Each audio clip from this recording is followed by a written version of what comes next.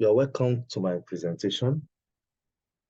I'm Olarewaju Tayo Oduwole by name, your analyst and a student of the Career Foundry. I'm here for my final presentation on influenza season preparation for the United States for the coming season.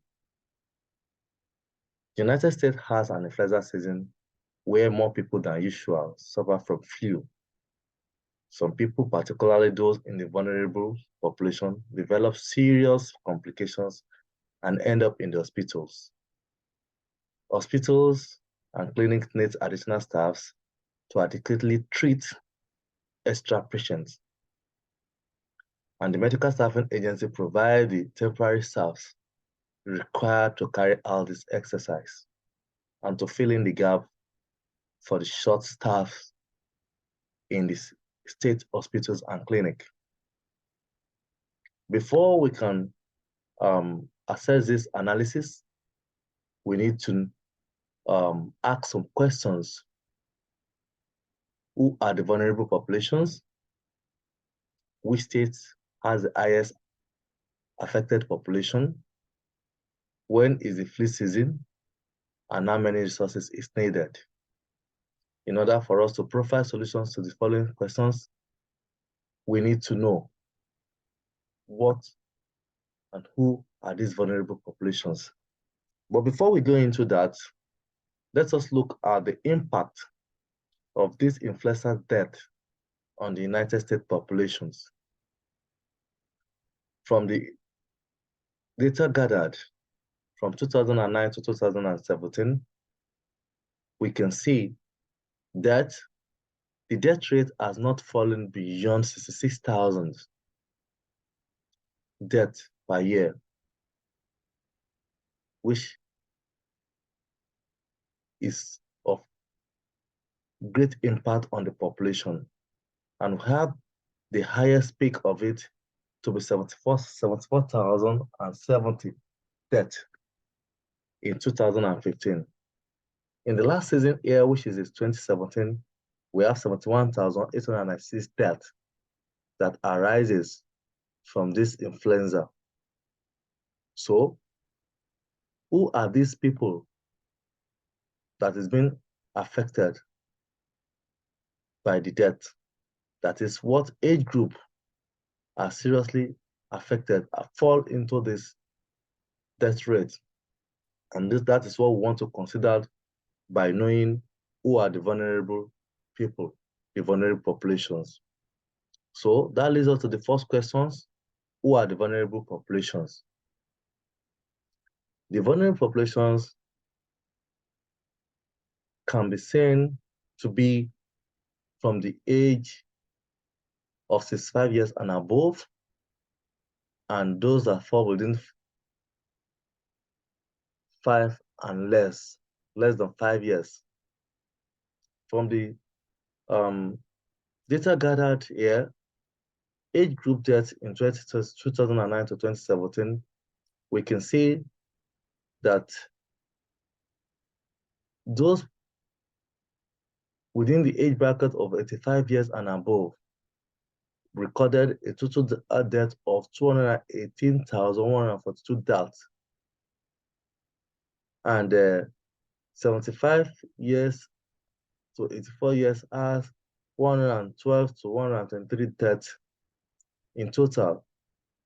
And also we have less than 5 to be 49,465. So we can see from here, from the box, because the larger the data, the bigger the boxes, we can see that from 65 years and above, this is where we have the greatest impact of this particular flu.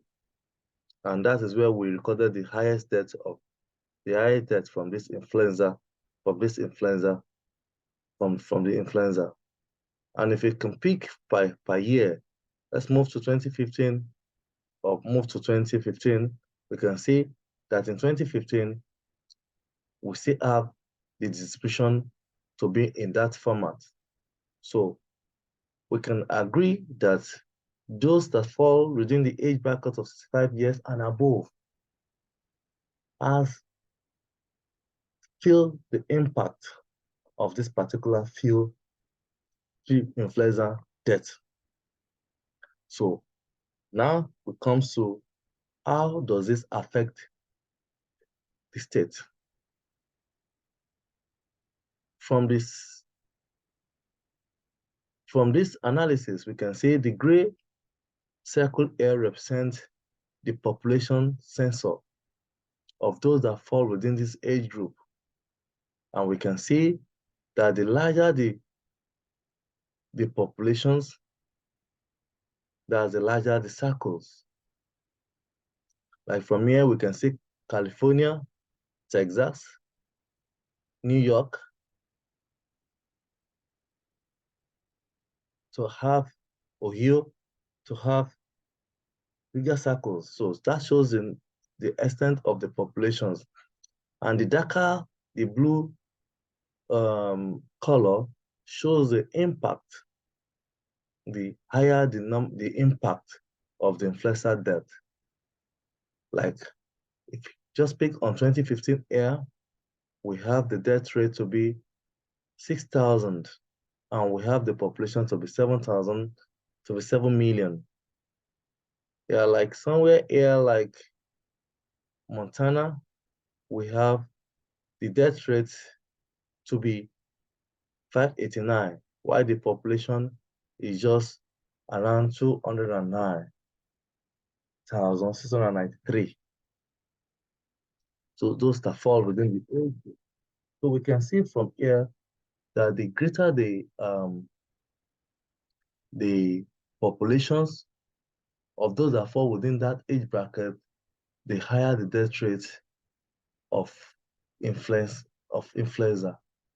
So if you change it to 2013, you can see still Texas, California, New York still leading as a result of those states having a higher percentage of vulnerable people. That is those within the age group of 65 years and above and less than 5 years.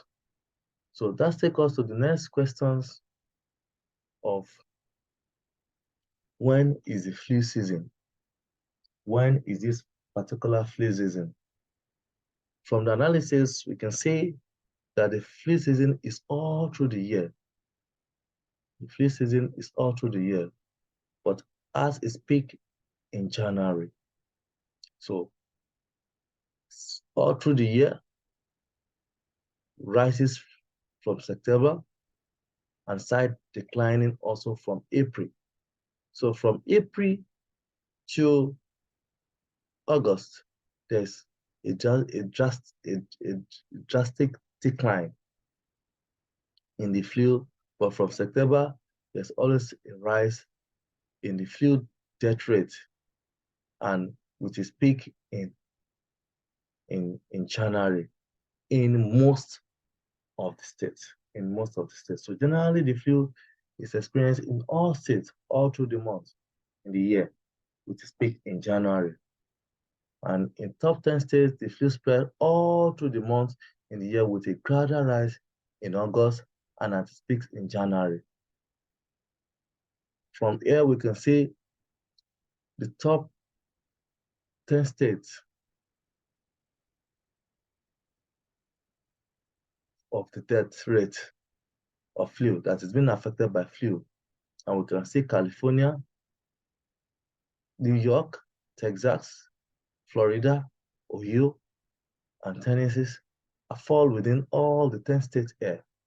And why within the 10 list states, the death rate are spread evenly. They are just in between 5,000 and 6,000 deaths recorded. So that leads us to the conclusion of this particular exercise. Who are the vulnerable populations? The age group of 65 years and above and less than 5 years are those that fall within this group of vulnerable people. And which state is the most affected by the flu? We have states with higher populations of vulnerable populations. The states with higher populations of vulnerable population, That is states with age group brackets of less than 5 and 65 years and above. And when is this flu season? Like I've said earlier, the flu season is spread all through the year, which is peak in January. It is peak in January. So, and the top 10 states where we need to concentrate more on are California, New York City, Texas, Pennsylvania, Florida, Illinois, Ohio, North Carolina, Michigan, and Tennessee.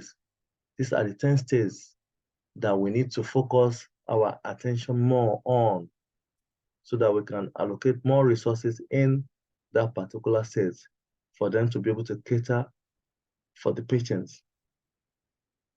With respect to the analysis, it is recommended that to prevent the high risk of flu deaths among the vulnerable population in the states, immunization should be dispensed all through the month of the year, and those in vulnerable groups should be encouraged to have the jabs. And more medical staff should be allocated to the most top 10 high-risk states, and more awareness of flu influenza should be sensitized in the affected states. So these are the states and when we need to concentrate more on by allocating more resources to those states, especially within September and April. Within September and April, but more especially is peak in January. And within March and September, within March and August, there's always a decline in the spread of the flu and in the death rate. So immunization also should be encouraged. People should be encouraged to take immunization in these particular 10 states so that this will have a greater impact in reducing the spread and the death rate of flu in that particular state. With this, we've reached the concluding end of this particular presentation. If there's any recommendation or any questions, you are all welcome, and I shall also actually get back to you. Thank you so much. Thank you for being here. Thank you.